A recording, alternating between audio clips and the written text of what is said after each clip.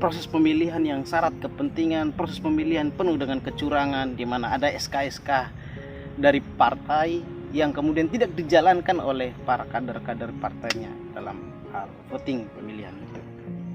Saya melihatnya bahwa kekacauan itu terjadi juga dari para pelaksana itu sendiri, dan bisa saya katakan juga dari pemerintahnya sendiri, pemimpinnya. Rakyat bisa jadi sendiri juga bisa melakukan tindakan-tindakan agresif seperti itu, karena orang jahat itu tidak datang dengan sendirinya. Justru orang jahat itu adalah orang baik yang bersatu. Saya pikir bahwa sebagai pemimpin yang baik, janganlah seperti itu. Janganlah menciptakan konflik horizontal antara rakyat versus rakyat. Pikirlah untuk kesejahteraan pembangunan. Masih banyak yang belum diselesaikan.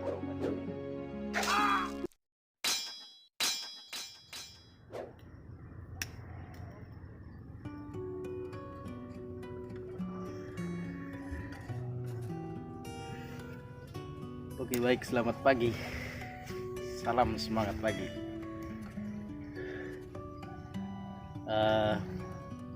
Di video kali ini saya ingin berkomentar tentang persoalan yang hari ini panas di Kabupaten ND ya. Tapi sebelum ke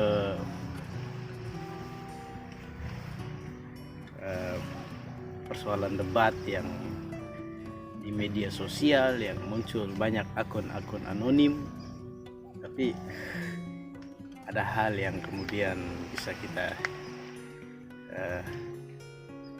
bicarakan. Begini, bagi saya yang pertama, Kabupaten ND ini adalah kabupaten yang dikenal dengan adanya Pancasila sebagai embrio lahirnya di ND. Saya tidak ingin bahwa para pelaku-pelaku yang ada di ND itu kemudian melakukan semacam upaya untuk menghegemoni pikiran-pikiran masyarakat biasa. Karena banyak masyarakat kecil yang hari ini yang juga ikut memantau perkembangan baik itu sosial, ekonomi, politik yang ada di Kabupaten ND. Tapi bahwa para pelaku-pelaku yang kemudian menjadi tokoh demokrasi atau bagaimana Kabupaten ND ini bisa menjadi kabupaten contoh untuk kabupaten lainnya. Karena di NTT itu, jangankan NTT, bahkan Indonesia pada umumnya mengakui bahwa ini sebagai embrio lahirnya Pancasila, dan tentu seharusnya pemimpinnya itu juga harus Pancasilais, bukan sebaliknya. Dan ngomong tentang Pancasila dan sebagainya itu sering diutarakan oleh para pejabat-pejabat yang ada di Kabupaten ini. Tapi saya melihatnya bahwa mereka cenderung hanya menjadikan itu sebagai komoditas politik agar mereka bisa menunjukkan bahwa mereka itu berelegan dan sebagainya. Jika perdebatan berkaitan dengan pemilihan wakil bupati yang ada di Kabupaten ND, dan itu juga sudah dibicarakan sampai para pakar-pakar yang ada di Jakarta, Pak Petrus Salestinus, yang juga mengkomentari tentang kejanggalan yang terjadi saat pemilihan wakil bupati yang diselenggarakan oleh jajaran DPRD Kabupaten ND. Begitu juga ada dari kelompok rohaniwan tersebut sebagai pater kita yang sangat kritis dalam menyuarakan terkait dengan persoalan yang ada di Kabupaten Ende, yaitu Pater Stephen Pengwitin, dan saya sangat memberikan aplaus, sangat apresiasi atas kehadiran Pater untuk kemudian membangkitkan demokratisasi yang ada di Kabupaten Ende. Lalu kemudian munculnya kelompok-kelompok lain yang kemudian mereka merasa terganggu oleh karena pernyataannya Pater, pernyataannya Pak Petrus Celestinus. Saya pikir ya sah-sah saja dalam demokrasi. Tapi saya tidak ingin mengatakan bahwa yang benar ini, yang salah ini. Tapi hal yang paling penting adalah bagaimana kita dewasa dalam melihat keadaan yang terjadi, masalah krusial, masalah yang paling urgent yang ada di Kabupaten Ende adalah kesejahteraan masyarakat yang harus kita pikirkan, yang harus kita perhatikan bersama. Dan itu juga adalah tanggung jawab juga dari para pemerintah. Tapi kalau misalkan mereka cenderung bermain dengan gaya-gaya politik sekarang, bahwa memang masyarakat umum kadang melihat politik ini adalah sesuatu yang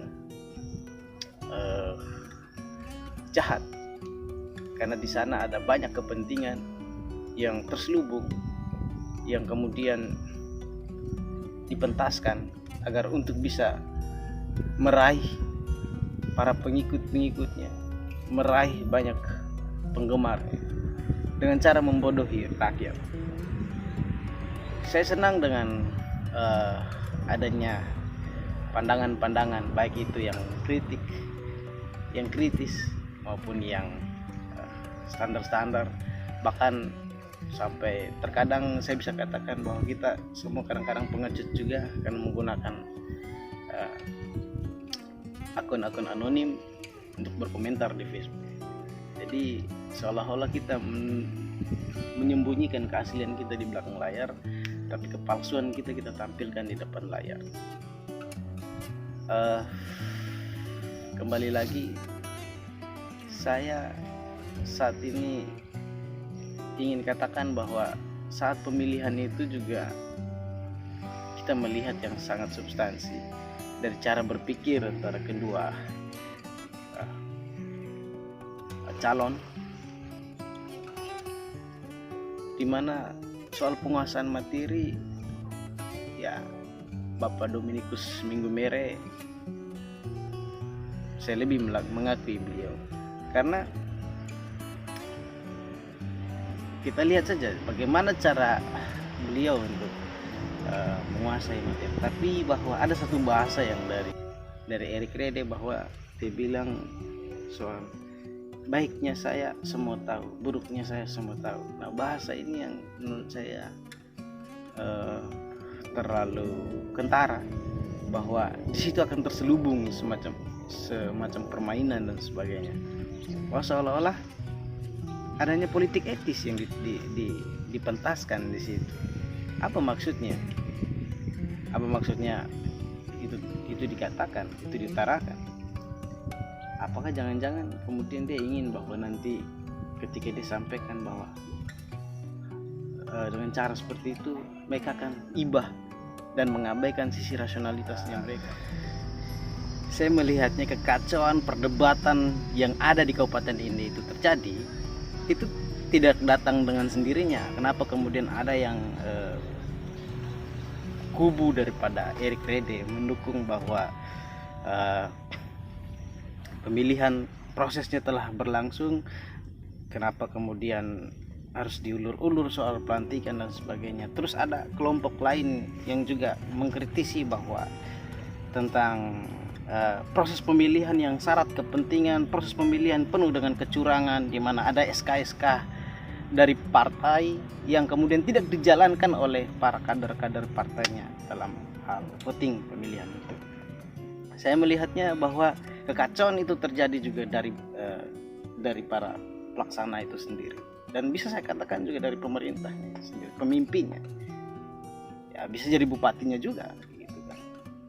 Artinya bahwa mereka sebagai sumber informasi yang paling valid, sumber informasi yang benar. Agar apa? Agar masyarakat tidak tertipu, agar masyarakat tidak kemudian muncul sebuah kekacauan baru. Terus munculnya sebuah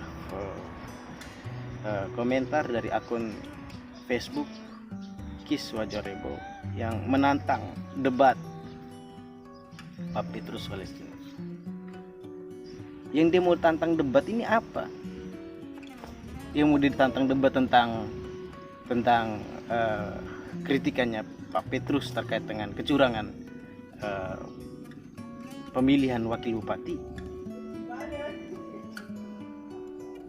Terus dasarnya dia apa? Dasarnya dia berpatokan pada bahwa sudah terjadi, lalu kenapa kemudian sekarang baru kritik dan sebagainya. Ya orang mengkritisi itu karena memang ada kejanggalan. Buktinya kan ada SK dari partai-partai pengusung koalisi yang kemudian juga mendorong Pak Domi Mere untuk didukung penuh dalam proses pemilihan agar bisa dikatakan berimbang atau bisa dikatakan menang saat itu. Dan lalu kemudian dia katakan bahwa dari soal Kis Wajarebo itu dia bilang bahwa opininya Pater Stef itu memunculkan kekacauan baru. Justru Anda yang kemudian menimbulkan kekacauan baru. Kamu sendiri yang bikin masalah. Kalau kamu tidak merasa terima terhadap pendapatnya Pater Stef Tupengliti, ya beropini saja. Kalau kamu berkomentar di Facebook, ya kamu seperti kayak lalat atau laron yang kemudian bunyi-bunyian tidak jelas tanpa ada poin yang jelas. Sehingga masyarakat juga bisa menilai apa pikiranmu terkait dengan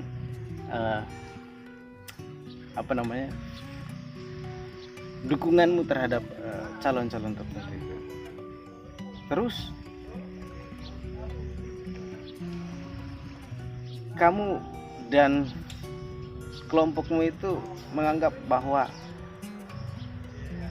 Pater yang seorang rohaniwan telah menyebarkan rasisme dan sebagainya. Kamu tidak paham ya soal rasisme. Bicara tentang rasisme itu ya memang menjelekkan soal suku dan sebagainya. Apa yang kemudian kamu merasa dijelekin? Apa yang kemudian kamu merasa bahwa kamu dibilang seolah buruk? Apa?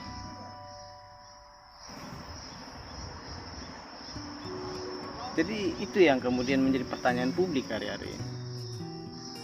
Saya pikir bahwa ya gereja hadir juga bagus untuk mengontrol terkait dengan perkembangan proses-proses politik yang ada di kabupaten, khususnya Kabupaten Ende. Dan kalau memang itu ada hal-hal yang janggal, tentu mereka sudah melakukan investigasi. Mereka sudah melakukan penelusuran. Mereka tahu siapa-siapa pemain-pemain tua yang seolah-olah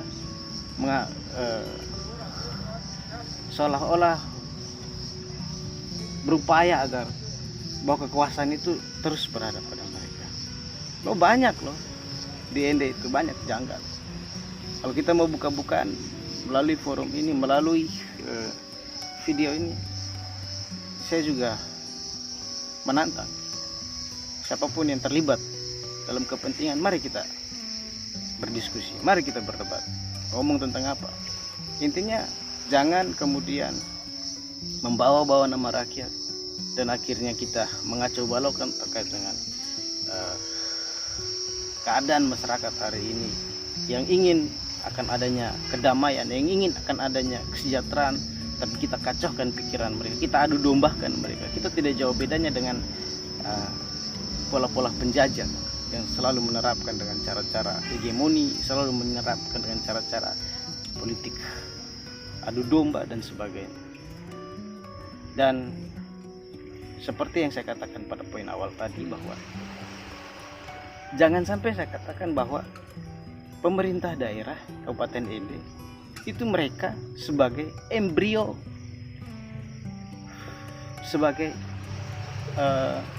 hal yang paling pertama yang telah menciptakan kekacauan publik ini, karena tidak ada informasi yang valid, tidak ada informasi yang jelas berkaitan dengan hasil daripada pemilihan itu sendiri. Sehingga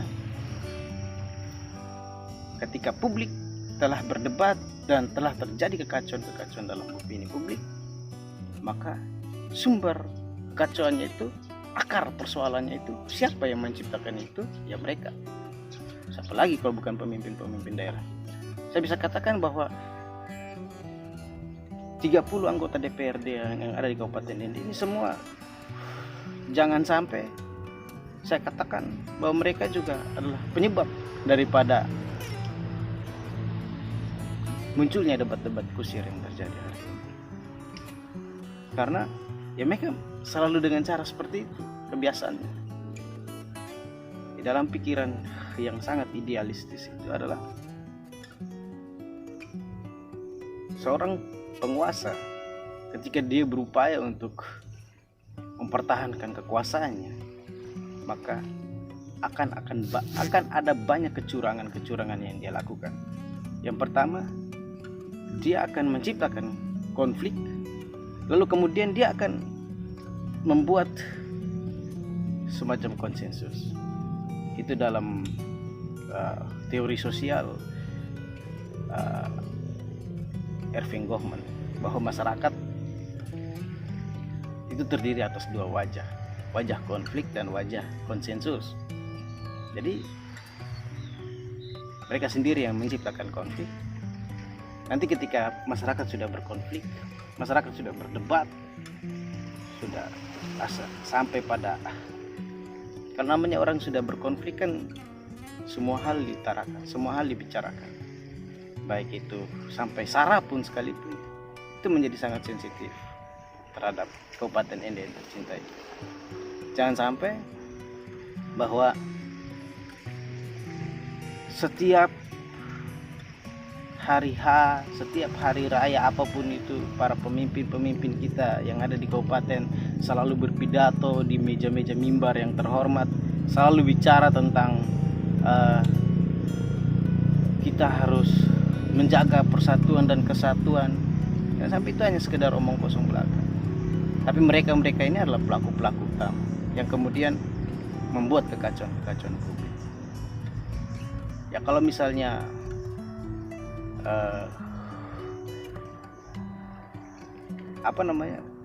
buatlah sesuatu yang berelegan lah kalau sebagai pemimpin.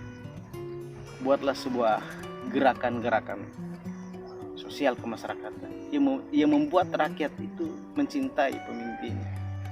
Jangan kemudian hasil akhirnya pembangunan sudah amburadul, banyak yang mandek, banyak kejanggalan kesejahteraan rakyat sepenuhnya belum terperhatikan, adanya tebang pilih dalam pemberian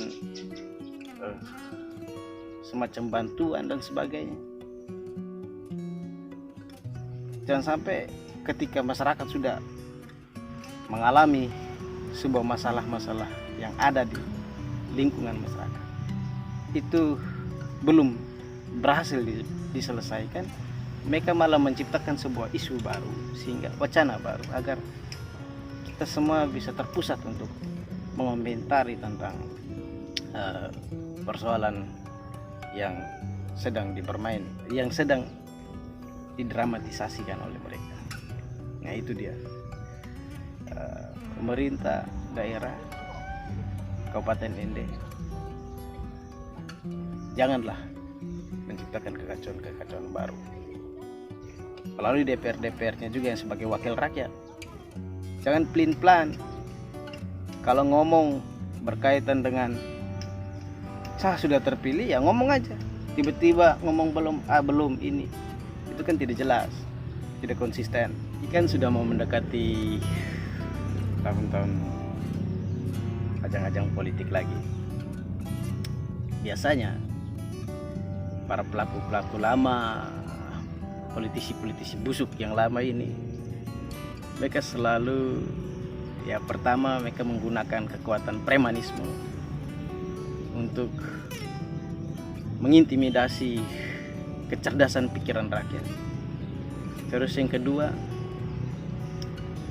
mereka pastinya menciptakan konflik horizontal antara rakyat dan rakyat, sehingga rakyat versus rakyat, sehingga kita dengan kita sendiri saling cemooh, saling cibir, saling membicarakan hal-hal yang tidak substansi, bahkan sampai hal-hal yang sangat privat pun kita berdebat.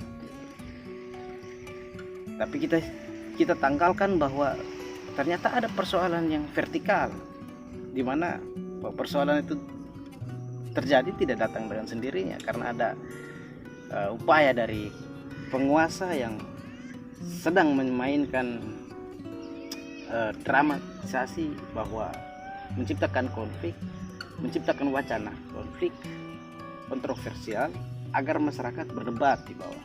Ketika sudah berdebat namanya juga masyarakat biasa. Ada kalanya mereka bisa menanggapi dengan cara berpikir, ada kalanya mereka tidak menanggapi dengan cara berpikir. Mereka tidak menggunakan pikiran. Jadi bisa terjadi kekerasan. Makanya kekerasan itu terjadi karena adanya konflik. Konflik itu adalah perbedaan pandangan, perdebatan dan sebagainya. Karena ada unsur kepentingan dan sebagainya. Nah, siapa yang menciptakan konflik? Ya penguasa. Ya, biasanya seperti itu. Sehingga ketika rakyat dan rakyat sudah terjadinya adu domba dan sebagainya, ya mereka di saat momentum pemilihan ada panggung-panggung untuk mereka tampil, ketika mereka ingin mengkampanyekan terhadap salah satu paslon untuk dimenangkan, di situ mereka akan mencuci otak masyarakat seolah-olah bahwa yang pengkritik itu buruk semua gitu, yang baik itu mereka, kan begitu. Dan itu forum yang tidak demokratis, karena kampanyenya satu arah, tidak adanya diskusi, tidak adanya feedback antara para pemikir yang ada di rakyat dengan mereka-mereka yang sebagai pemapar materi-materi dalam mimbar-mimbar itu. Mereka tidak berani, mereka tidak mau dikritisi, kayak gitu. Dan mereka selalu begitu. Nanti ketika ketika mereka sudah mulai muncul kesadaran masyarakat dalam mengkritisi kebijakan-kebijakan yang ada di Kabupaten Ende, baru kemudian nanti mereka bilang apa benar demikian, apa ini hanya sekedar opini. Lalu mereka berupaya untuk cari muka dengan masyarakat bahwa mereka tidak bersalah dan mereka mohon untuk dikasihani, dan mereka ingin untuk rakyat sendirilah yang menentukan. Itu sama seperti bahasanya Eric Reed itu. Buruknya saya kalian semua tahu, baiknya saya kalian semua tahu. Maksudnya apa? Baiknya kamu bagi proyek, baiknya kamu bagi-bagi ketuk palu anggaran, semuanya bisa dapat makan dan sebagainya, begitu. Jadi kan itu jadi bahasa itu, slogan itu yang kemudian mematahkan rasionalitas daripada 29 anggota DPRD yang ada. Saya yakin bahwa mereka ini orang-orang yang dipilih rakyat dan dipercayakan untuk duduk di kursi-kursi kekuasaan, walaupun ada beberapa yang dengan cara-cara curang, dan itu memang sah karena demokrasi kita pincang. Bagian pengawas juga hanya hanya seolah-olah bahwa dia pengawas, tapi selalu terima amplop belakang layar, kan begitu. Jadi sudahlah, kalau saya ingin bahwa kekacauan publik, masalah yang terjadi ini sebagai representasi daripada negara, janganlah mengadu dombakan rakyat versus rakyat. Karena itu masih kita menerapkan strategi divide et impera yang pernah diterapkan Belanda 350 tahun dijajah Indonesia. Akhirnya kita di Indonesia tidak saling tegur sapa. Jangankan di Indonesia, di daerah, karena kita dengan keluarga, tetangga dan tetangga tidak saling tegur sapa dan sebagainya. Dalam konsep pembangunan, kita telah mengabaikan yang sering dikatakan sama dosen saya itu, Pak Pascal, dia sering bilang bahwa kita telah mengabaikan yang namanya pembangunan berbasis ketetanggaan. Jadi hanya karena politik, tetangga tidak saling tegur. Terus untuk persoalan ini cobalah diselesaikan dengan baik. Janganlah kemudian mengadu dombakan rakyat. Janganlah menggunakan kekuatan premanisme dan sebagainya. Bahwa kalaupun ada sampai menggunakan kekuatan premanisme, rakyat sendiri juga bisa melakukan tindakan-tindakan agresif seperti itu. Karena orang jahat itu tidak datang dengan sendirinya. Justru orang jahat itu adalah orang baik yang tersakiti. Jika banyaknya orang baik yang kemudian telah melakukan kebaikannya, lalu kemudian dibalas dengan kejahatan, dia bisa dengan sendirinya bahwa hak demokrasinya, hak politiknya telah diganggu, maka dia akan melawan. Tidak peduli siapapun. Dan saya pikir bahwa sebagai pemimpin yang baik, janganlah seperti itu. Janganlah menciptakan konflik horizontal antara rakyat versus rakyat. Pikirlah untuk kesejahteraan pembangunan. Masih banyak yang belum diselesaikan di kabupaten ini. Banyak hal-hal, banyak kesejahteraan yang belum terpenuhi. Jangan karena persoalan di pusat seperti itu, akhirnya kita di kabupaten juga mengikuti hal yang sama. Sementara bahwa ND adalah kota Pancasila yang tetap menjaga keharmonisan.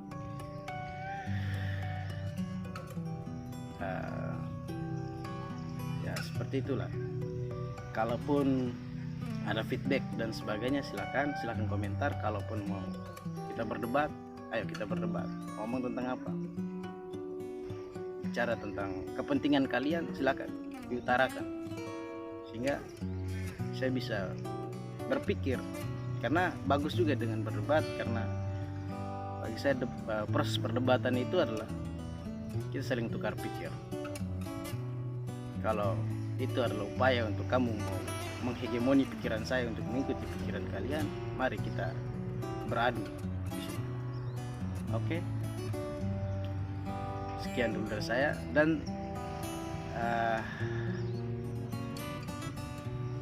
saya inginkan bahwa ND tetap Pancasilais. Dan pada intinya bahwa kita jangan kemudian saling membenci satu